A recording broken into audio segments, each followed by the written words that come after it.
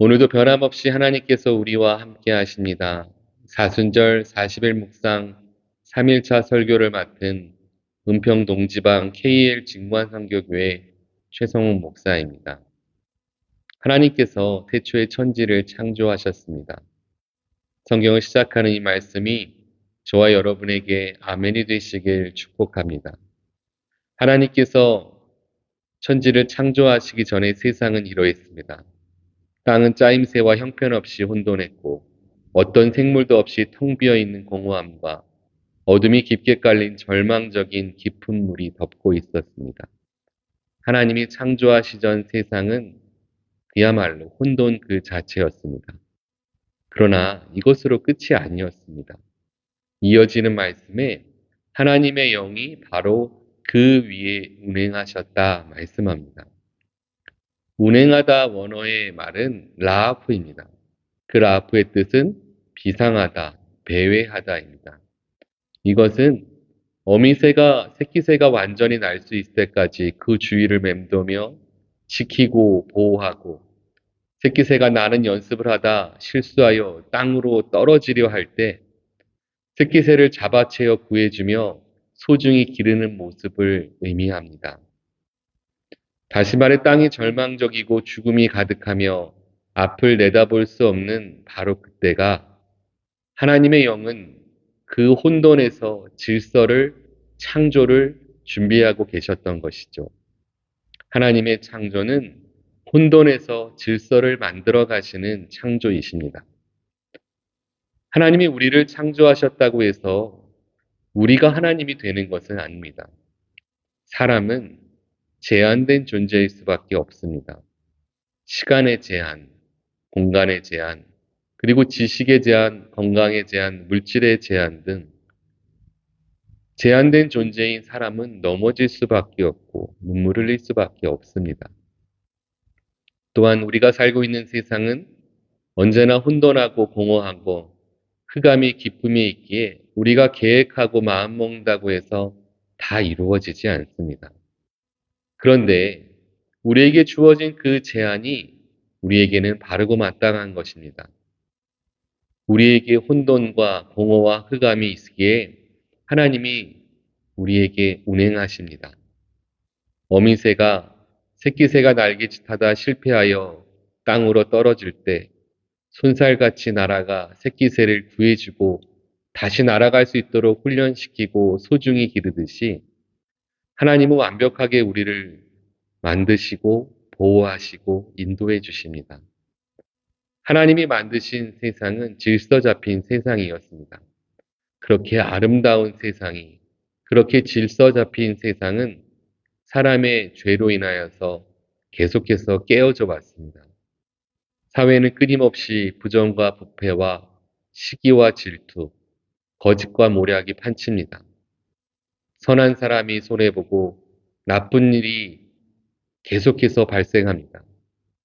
악한 사람이 잘 살고 또 가난한 사람들에게는 계속 가난이 반복됩니다. 또한 최후의 보루와도 같던 교회에서도 흉흉하고 부끄러운 소식이 들려올 때 과연 하나님이 살아계신 것일까? 하나님이 역사하고 계신가 하는 의문이 들 때가입니다. 그러나 그때도 하나님은 수면 위로 운행하고 계십니다. 이 세상이 계속 각박해지고 때로는 최후의 보루로 남아있는 교회와 성도마저 흔들리는 경우에도 하나님은 여전히 일하고 계십니다. 하나님을 믿지 않는 사람들이 더 잘 살고 오히려 예수 믿는 사람들이 손해를 보며 살아가는 모습을 보며 과연 이 땅에 정의가 살아있는가 질문하고 있는 그 시점에도 하나님은 일하고 계십니다. 절망이 가득한 지금도 하나님은 운행하고 계십니다. 어미새가 새끼새를 소중히 보호하듯 우리를 보호하십니다. 그러므로 우리는 두려워하지 말고 낙심하지 말아야 합니다. 하나님께서 지금도 우리와 함께 움직이고 계시기 때문이죠. 더욱이 우리 하나님은 혼돈과 공허와 흑암, 그 수면을 가까스로 이기시지 않으십니다. 겨우겨우 이기시지 않는다는 거죠. 하나님은 수면 위에 운행하시며 이 모든 혼란과 모든 무질서를 압도적으로 지배하며 이기십니다. 이번 설 연회 사순절 기도회가 우리에게 주어진 기회입니다. 우리도 하나님을 더욱 붙잡고 고백하고 부르짖는 시간이 되시기를 간절히 소망합니다. 먼저 나에게서의 삶에서 하나님께로의 삶으로 우리의 주권을 하나님께 넘겨주십시오. 원래 하나님 것이었습니다. 내가 변화되고 우리의 삶이 변화되시기 원한다면 나를 창조하신 그 첫 모습을 회복해야 됩니다. 처음 만드신 그 모습대로 그 하나님의 질서로 돌아가야 합니다. 나를 통해 하나님 만드신 질서가 보이고 하나님의 창조 사역이 나타내야 합니다. 이제 우리는 예배의 자리로, 기도의 자리로 돌아가야 합니다. 세상 사람들은 하나님께 구하지 않지만 성도는 하나님께 구해야 합니다. 아니, 하나님께만 구해야 합니다. 성도에게 숨 쉬는 것보다 기도가 쉬워야 하고 기도가 우선되어야 합니다. 불과 40년 전만 해도 한국에 있는 교회들마다 밤낮으로 기도하는 부르짖음과 눈물이 끊이지 않았습니다. 먹고 사는 것이 힘들고 하루하루 힘들고 모든 삶이 힘겨워서 기도했습니다. 아주 절박하게 기도했습니다. 다른 길이 없기에 정말 열심히 기도했습니다. 그런데 지금은 그렇게 기도하는 모습과 기도하는 소리가 잘 들리지 않습니다. 복만 구하는 기복신앙 같아서 기도하지 않는다 말합니다. 그것이 하나님께서 원하시는 모습일까요?